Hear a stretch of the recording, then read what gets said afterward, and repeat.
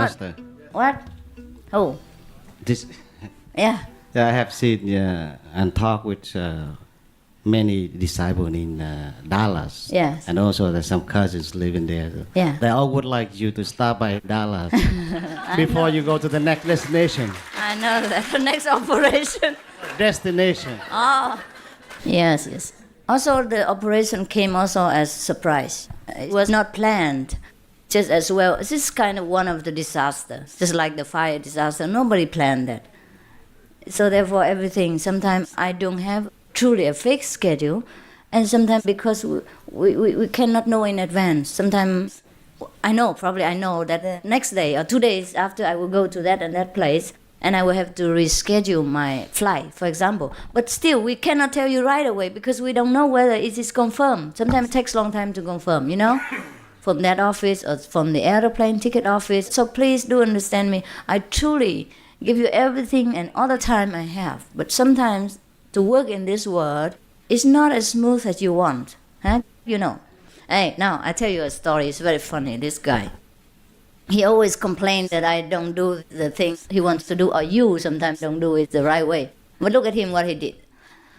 I arrived at the airport, right? Sick. I got a limousine. And he insists that he take me in his car. I said, no, honey, I'm really sick. I just had an operation. I need medicine. I need a lot of things, and my attendants have them. You can't take care of me. Just let me sit in my car.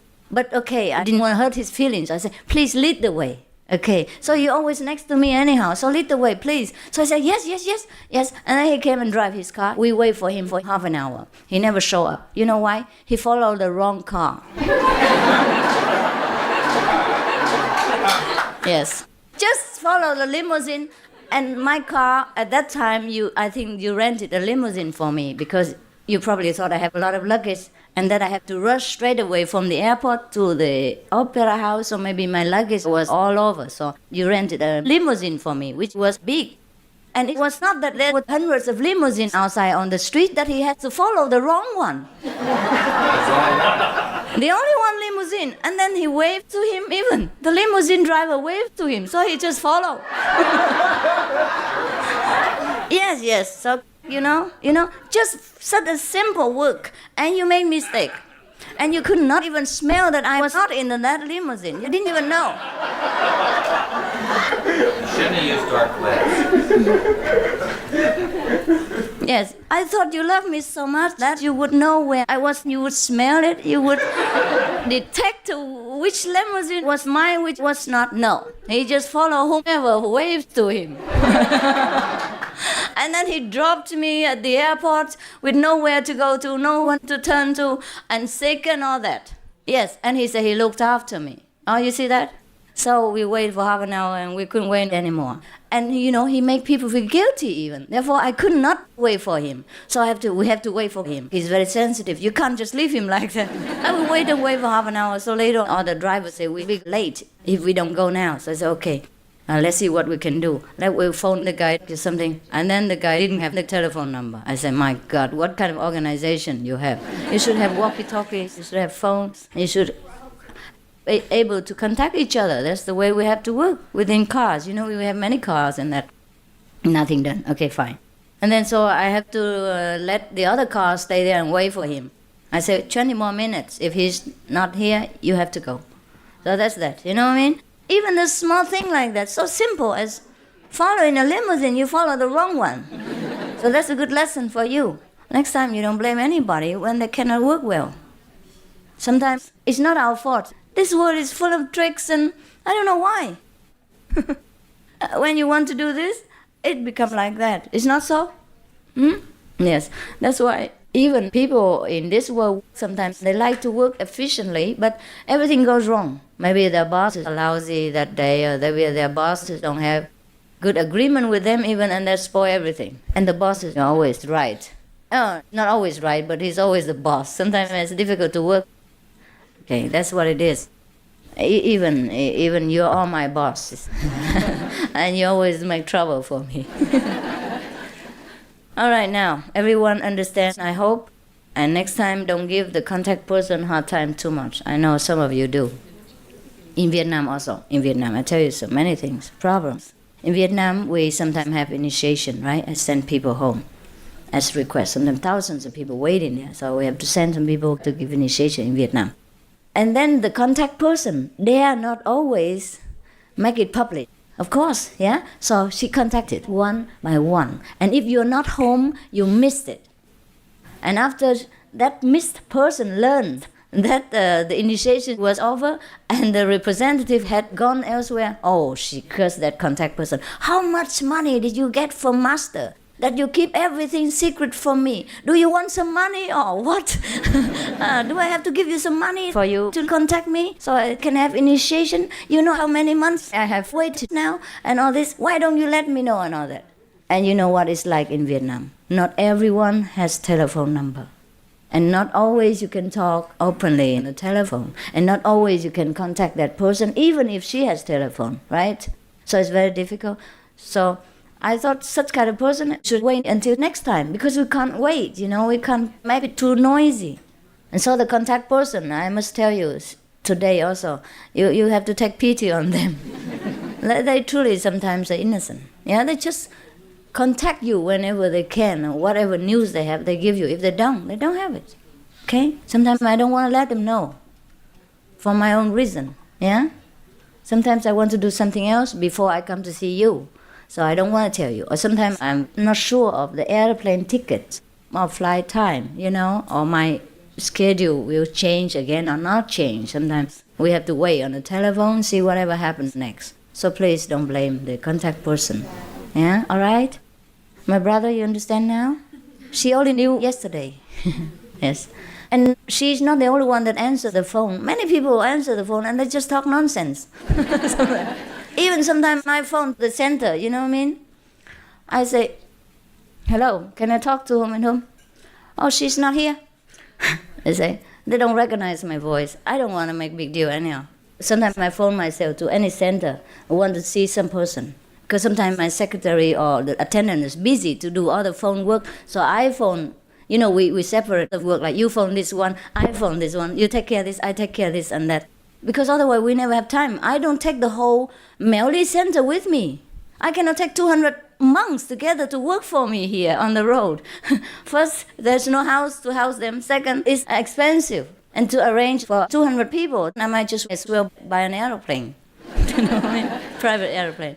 So we have not enough manpower. You see, 3-4 people do video. One does camera, another cooks for us, the whole group, and another is on the telephone day and night, and another does other things, contacting. I am not the president of United States, that I have the whole airplane for me, and I can take the whole staff from the White House with me. Everything I have to do is by my own power, my own pocket, and everything has to be self-provided. So you don't demand too much from me. I always give, and I never stop giving as long as I have it. But you must understand also my difficulty on the road, yeah? We don't have enough manpower, we don't have enough telephones, sometimes we don't have enough, knowledge of the region, everything, yeah? And you, all the people are working. You are not always available to help me when I need you. I can only rely on some of the monks and nuns who follow me all the time. You understand what I mean? You can only come to me in the evening or weekend or whenever you have a day off. I can't rely on that. And you're not used to working with me. How can I use you? A brand new person just walk in and tell you, now, telephone Mary. And you ask me, what's the telephone number? Then I might just as well do it myself. And whom to contact, what to tell her, things like that. Therefore, we as a small group have to divide the things to work. So now, when sometimes I phone the center myself, any center, to do something, I'll phone some person. And the person there is not a responsible person, not the contact person, right? Just pick up the phone. Anybody, because the center is public. Anybody just walks in. Some of the disciples, sometimes even not disciples, just pick up the phone and I say, hello, can I talk to Miss Flower, for example? No, she's not here. I said, can you please find her? Don't know where she is. Bang. That's it. And then I have to phone again and say, do you know that person? Or can I talk to that and that person? Even though he doesn't know that person who it is, he doesn't go and find out. It's not always easy. And sometimes when we're in a hurry, when we don't have a lot of time to waste, it is a nuisance. It's a nuisance. And sometimes the center telephone is busy, right? Because they have to do other things. So everything takes time, energy, organization, problems. Please understand, huh? You make me truly feel guilty these days. I have to tell you today, otherwise I would die from guilt. Yeah, look like I let you down or I'm aloof or anything. It's not true. I truly work very hard. Not only spiritually, physically work hard. I work harder than any of you, the employees of the United States. And I have no pay for it. I'm going to think of my salary. How much? Huh? Now you know or not? Yes, okay. I just hope you don't blame the contact person all the time, because it's not always she or he who answers the phone, you know? Because a center is open to the public. Anybody just picks up the phone, and sometimes they are not responsible. They don't know it's urgent. They don't know it's serious. Yeah? Please, understand? Yeah? Okay? Some people just say anything. Yes. And by the way, you did not come to Hawaii to see me. So you talked to them, and they thought it was for my sister's sake, because my sister came to see me, right? But you didn't. So they don't know about it. So it must be a person who doesn't know anything. And sometimes they just want to talk. Yeah, I found out many times like that. So if you pick up the telephone, make sure you know what you're talking about, or you go and find the right person. Don't just answer anything. Just don't hang up the phone on me sometimes, because it could be me. And you miss the chance to talk to me nicely.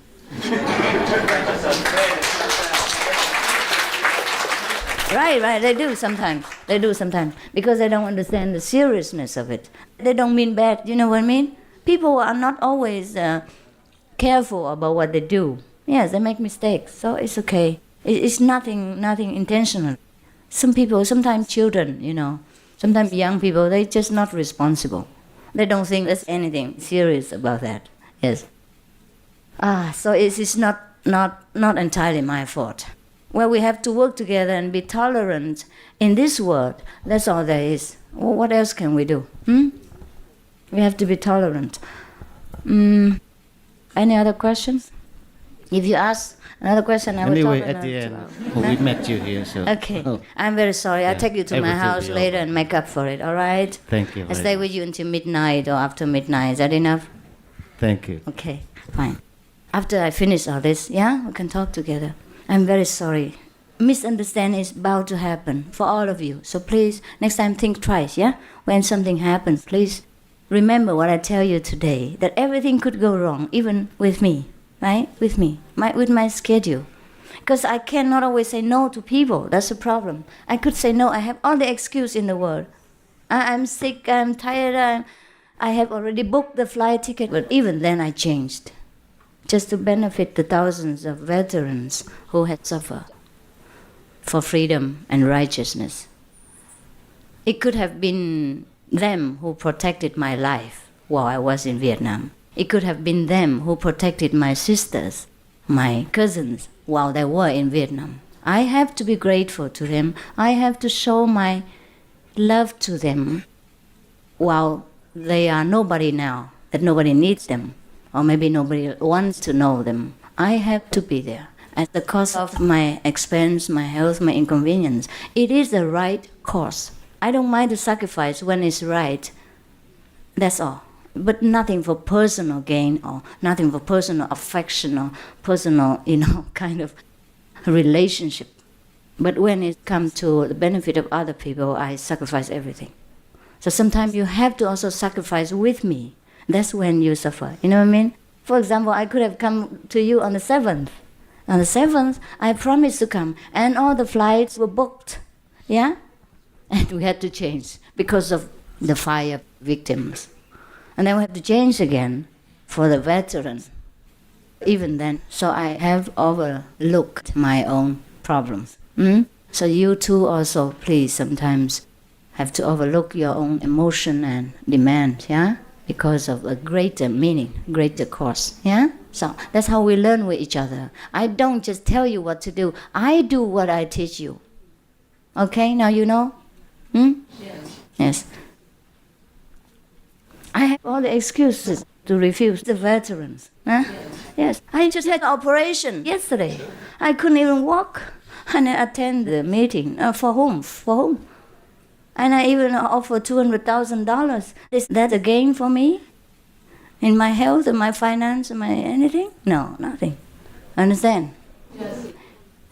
Really, if I wanted fame for that, I could have gone to Washington, D.C., where 11,000 people congregated, and give $200,000, then I'd be famous. But in L.A., it's only about 1,000 or 2,000 people. It's a small number. Nobody even noticed. I just slipped the check to the... I signed the promise to... Not the master of the ceremony, just one of the person, and told him, there's no purpose there, no motive, just to give comfort to the people. Huh? So that's why you had to see me later than I promised. Okay? Now you understand, huh? Yes, yes.